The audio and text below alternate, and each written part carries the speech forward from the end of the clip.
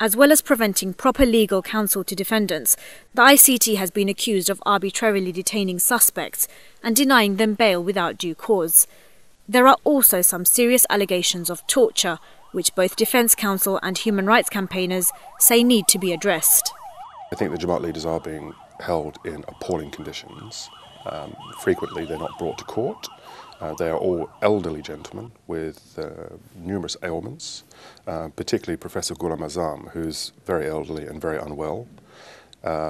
Saidi suffered a heart attack in prison and was given several days adjournment to the next hearing. All of them have ailments of some kind, and our position has always been that they have not been well cared for. The fact that the Working Group on Arbitrary Detention, based on our submissions, has decided to refer the matter to the Special Rapporteur on Torture is indicative of their assessment of the conditions. But I also represent Mr. Saluddin Kader Chowdhury, as I've been advising his family for some time. There were allegations, serious allegations of torture when he was arrested. Now, whether those allegations are ultimately found out to be true or not, the fact of the matter is those allegations have been made, they're very serious, and there's no investigation. There was no torture. They agreed that there was no torture. The same people later on, their lawyers first said and then could not provide any evidence, number one. Number two, that the people who were arrested, if you go to Bangladesh, and I am pleased to hear that your family is from Bangladesh, if you ask in anywhere in Bangladesh the name of Ghulam Azam, name of Saidi, name of Kader Mullah, people will say in last 43 years everybody knows. Toby Cadman agrees that there was an investigation, but tells me it wasn't about the torture allegations. The investigation ordered by the government was how Mr. Chowdhury had sent a letter to members of Parliament in this country detailing his conditions and the torture that he had been subjected to. So an inquiry, a team of investigators was appointed to investigate how he'd sent a letter, not whether he'd been tortured or not. And then you have to look at whether these individuals should in fact be in custody at all. The government has always taken the position that anyone accused of these crimes has no right to bail. Now, as any lawyer will tell you, there is a presumption in favour of bail, not detention. It is not for us to prove that somebody should be released. It's for the prosecution to prove that they should not be released. Ghulam Azam and his colleagues have been imprisoned for over a year, in what Salman al-Azami says are appalling conditions. Even in Ramadan, they didn't give him food for the suhoor. They gave him food at night, which he had to keep for the suhoor. I mean, in a Muslim country. Sultan Sharif and I spoke for about an hour, but he refused to admit that there are serious concerns about the running of the tribunal. Last November, one of the key witnesses in the prosecution's case told defence lawyers he'd been forced to testify against Delwar Hussain Saidi. He had no idea about the chilling events that were to follow. Mr. Bali was going to give evidence to the effect that, first of all, Saidi was not the person who killed his brother, but also that he had been effectively told to lie by the prosecution and the investigators. So we notified the tribunal that we would be calling this witness. It wasn't made common knowledge. And as the witness the following day was brought to court in the defence car, the car was stopped by security at the gates of the tribunal, and plainclothes officers took the witness, bundled him into the back of a van, and he hasn't been seen since. Not long after, and further discrepancies were exposed. In what's being dubbed Skypegate, The Economist newspaper revealed that the presiding judge had been influenced by a Bangladeshi lawyer based in Belgium. 17 hours of recorded telephone conversations and over 230 emails pointed to evidence that the two men shared confidential court details and that the man in Belgium was assisting and directing the ICT's esteemed adjudicator. The Economist newspaper made a series of revelations which exposed the trial as being a farce. It was an orchestrated political maneuver by the government of Bangladesh. It had nothing to do with justice. It has nothing to do with the judiciary. it gave evidence of clear evidence of matters of court, confidential matters of court being discussed with those people outside of the judicial process, perhaps aligned with your party, with your government. You have asked. How can you explain this? You have this? asked 5 questions. What I am expecting, I am telling you. I'll ask you one question then. Okay. Is this a fair trial? Number if your one. government is interfering in the judicial process.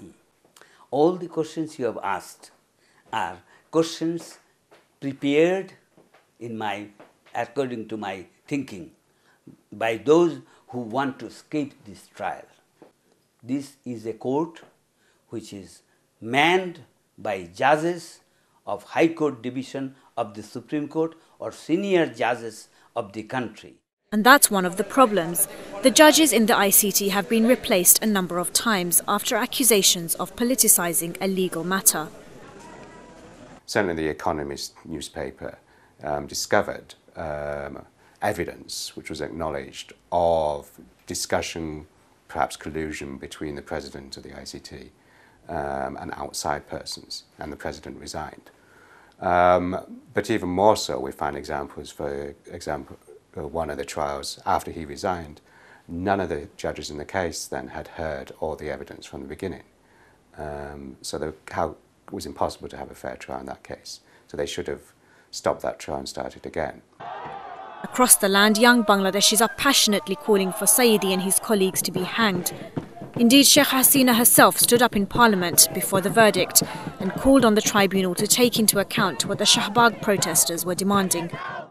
Now that, of course, is a direct interference with the independence, impartiality of the judiciary. What followed was the death sentence for Saidi. So they've effectively taken into account the will of the people. And of course, that is very serious. The Prime Minister is telling the country, the people and everybody that they should hear the voice of the people. I see nothing wrong in it. The change in the law that has been made was to make equality in the right to appeal by both the prosecution and the other side. That is why it was said that while a person who has been convicted can go to the higher court to reduce his sentence, a person who feels aggrieved that the highest punishment was not given to the perpetrator can also go to the Supreme Court and demand that he should be given highest punishment. That is what was only done, nothing else. It came a bit late though, didn't it? Because you didn't have that at the beginning, and it was only when you heard the verdict of imprisonment, and then when everyone started asking for the death penalty, that's all of a sudden, that's when you started to change your tune, isn't it? So no, it's not our why tune. didn't you just admit that actually you were dissatisfied with the original verdict? The families of the victim, if they are dissatisfied, I repeat it, if they are dissatisfied and if they are demanding that they should still can ask for higher punishment, that facility has been given to them, and whichever way you want to interpret is up, you have the right to do that. Protests are also taking place in support of the Jamaat leaders. Large numbers of Bangladeshis have taken to the streets calling for a fair trial and accusing the government of corruption. Ordinary Bangladeshis have always been largely political, but for the last 1 month their presence on the streets shows just how much endurance they have in their respective beliefs. If placards were matches, surely Bangladesh would be on fire tonight. And there are no signs of abating. The Bangladeshi Prime Minister repeats her full confidence in a court she set up. Her party's president says he has no trouble sleeping over the death sentence delivered to Saidi. And the world watches on, unable to interfere in what Bangladesh has clearly produced as a domestic court. At around 150 this weekend, the death toll is rapidly rising. 42 years after the war ended, Pakistani army officers accused of war crimes walk free, while Bangladeshis turn on each other. Tomorrow evening we continue our special report and look at what could be wider political motivations for the trial. Ghulam Azam's defence team started their closing remarks this morning. It'll take them a week to close their case, and a verdict can be expected within a month after. If the previous decisions are anything to go by, a sentence of any kind on Ghulam Azam will trigger further protests and objections.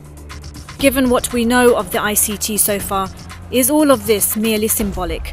In part 2, we look at Sheikh Hasina's political opponents and the idea that she's trying to drive them out. And we ask, have Bangladeshis had enough of Islam?